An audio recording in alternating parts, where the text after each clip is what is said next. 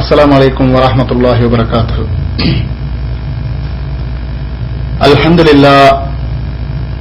الحمد لله نحمده ونستعينه ونستغفره ونؤمن به ونتوكل عليه ونعوذ بالله من شرور أنفسنا وسيئات أعمالنا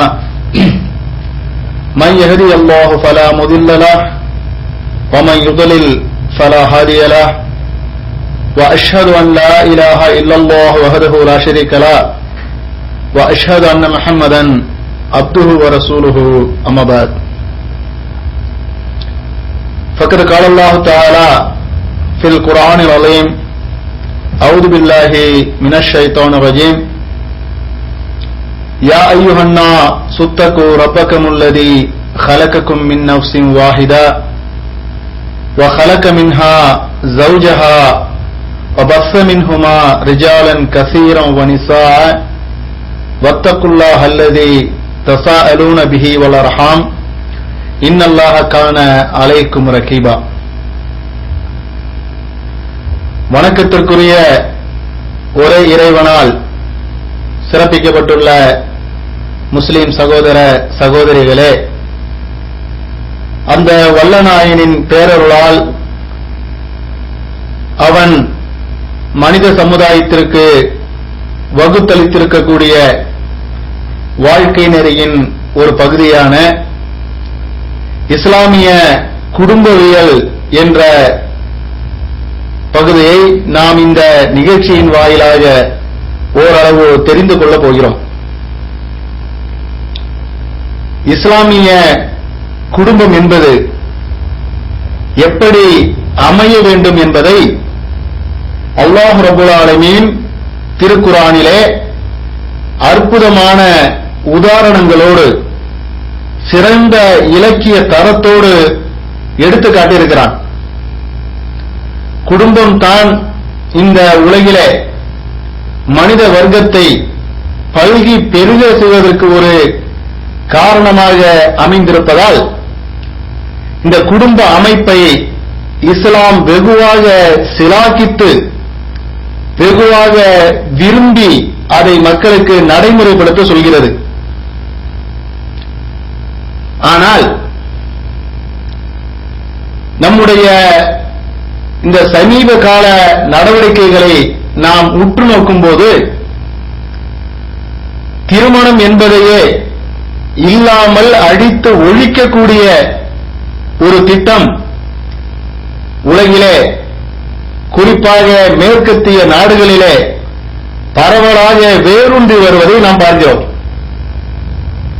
அறிவு புரட்சி, சிந்தனை புரட்சி என்று எல்லாவற்றிலும் புரட்சி செய்யக்கூடிய மேற்கத்தியாளர்கள், முற்போக்குவாதி என்று தங்களை சொல்லிக் கொள்ளக்கூடியவர்கள் என்ன செய்கிறார்கள் என்றால், திருமணம் என்பது ஒரு விலங்கு, அதிலும் குறிப்பாக பெண்களுக்கு திருமணம் என்பது ஒரு வலுவான விலங்கை பூட்டுகிறது. அதனால் பெண் சுதந்திரமாக இருக்க வேண்டுமானால், அவள் சுதந்திர காற்றை சுவாசிக்க வேண்டுமானால் திருமணம் என்ற அந்த விலங்கை அவள் உடைத்தாக வேண்டும் என்ற கருத்தை முன்மொழிந்து வந்து கொண்டிருக்கிறார்கள். அதிலும் குறிப்பாக சென்ற நூற்றாண்டுடைய இறுதியிலே 1990களிலே ரஷ்யாவுடைய வீழ்ச்சிக்கு பிறகு அமெரிக்கா முன்மொழிந்த உலகமயமாக்கல், தாராளமயமாக்கல் என்ற அந்த கொள்கை உலகிலே பரவலாக பல நாடுகளிலும் வேரூன்றி வந்து கொண்டிருப்பதை நாம் பார்க்கிறோம். எந்த அளவிற்கு என்றால், கம்யூனிச சித்தாந்தத்தை தன்னுடைய அடிப்படை கொள்கையாக வைத்திருக்கக்கூடிய சைனாவை கூட இந்த உலகமயமாக்கல் விட்டு வைக்கவில்லை. அந்த அளவிற்கு இந்த உலகமயமாக்கல் கொள்கை ஒரு பெரிய திட்டத்தை உலகிலே பதித்து வந்து கொண்டிருக்கிறது. அந்த உலகமயமாக்கலுடைய அந்த திட்டத்துடைய ஒரு பகுதி தான் இந்த பெண் சுதந்திரம் என்ற அந்த கருத்தோட்டம்.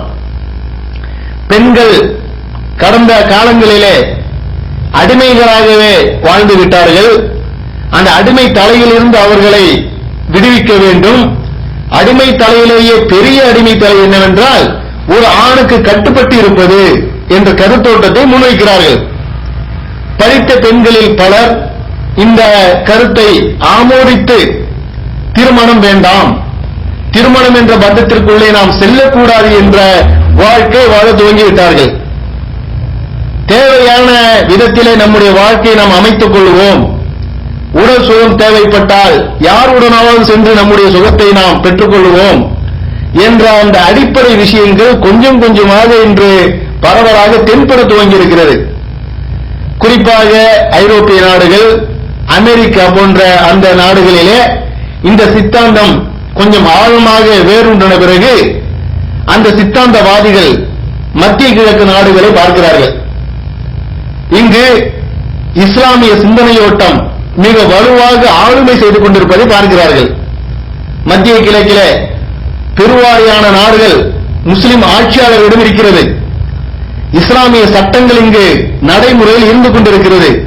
இங்கு பார்க்கிறார்கள், இந்த மத்திய கிழக்கு நாடிலே இந்த குடும்ப அமைப்பை நாம் சிதைத்து விட வேண்டும் என்பதற்காக பல்வேறு திட்டங்களை முன்னெடுத்து அவர்கள் செய்து கொண்டிருக்கிறார்கள். அதே போன்று ஆசிய நாடுகளை பார்க்கிறார்கள். ஆசிய நாட்டிலே இந்தியா பலதரப்பட்ட கலாச்சாரத்தை தன்னுள் அடக்கி வைத்துக் கொண்டு ஒரு கட்டுக்கோப்பான வாழ்க்கையை மக்களுக்கு போதித்துக் கொண்டிருக்கிறது. பக்கத்தில் இருக்கக்கூடிய பாகிஸ்தான் ஆகட்டும், ஆப்கானிஸ்தான் ஆகட்டும், பங்களாதேஷ் ஆகட்டும், இதுவெல்லாம் கூட இஸ்லாமிய சட்ட வரையறைகளை மக்களுக்கு சொல்லிக் கொண்டிருக்கிறது. நேபாள நாடு இந்துத்துவ அந்த இந்து வரையறையை மக்களுக்கு போதித்துக் கொண்டிருக்கிறது. இங்கெல்லாம் ஒரு கலாச்சார கட்டுப்பாடு இருப்பதையும் அவர்கள் பார்க்கிறார்கள். இங்கெல்லாம் சென்று தங்களுடைய அந்த கருத்து ஆதிக்கத்தை அவர்கள் நிலைநாட்டுவதற்காக ஏராளமான முயற்சிகளை செய்து வந்து கொண்டிருப்பதை பார்க்கிறோம்.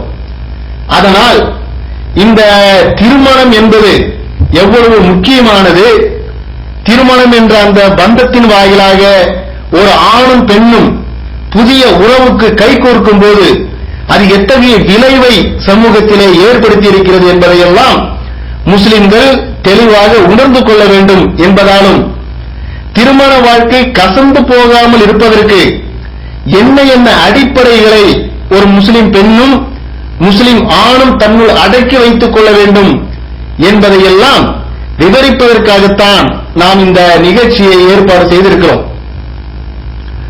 ஒரு இஸ்லாமிய குடும்பம் இந்த உலகிலே மலர வேண்டுமானால், இந்த இஸ்லாமிய குடும்பம் என்ற கருத்தோட்டத்தை நாம் துவங்க வேண்டுமானால் எங்கிருந்து இதை துவங்குவது, இதை முதலாவது நாம் விளங்கிக் கொள்ள வேண்டும்.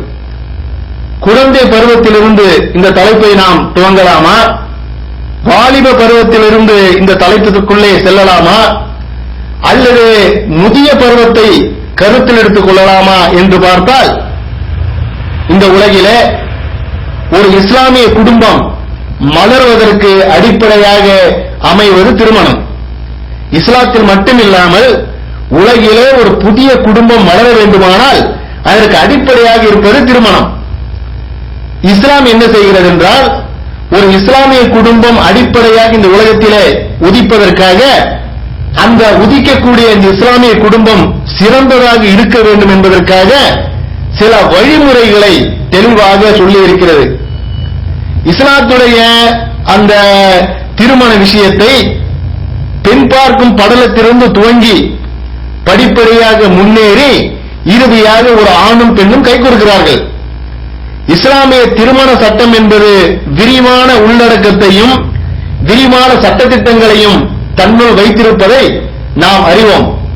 அந்த விஷயத்தை இங்கு விளக்காமல் திருமணத்திற்கு தேவையான முக்கியமான ஒரு விஷயத்தை மட்டும் இங்கு நாம் சொல்லிவிட்டு கணவன் மனைவிக்கு மத்தியில் இருக்கக்கூடிய அந்த புரிந்துணர்வு, எப்படி ஒருவரை ஒருவர் ஆளுமை செய்து கொள்ள வேண்டும், அதற்கு இஸ்லாம் காட்டி இருக்கக்கூடிய வழிமுறைகள் என்ன என்பதையெல்லாம் நாம் பிறகு பார்ப்போம்.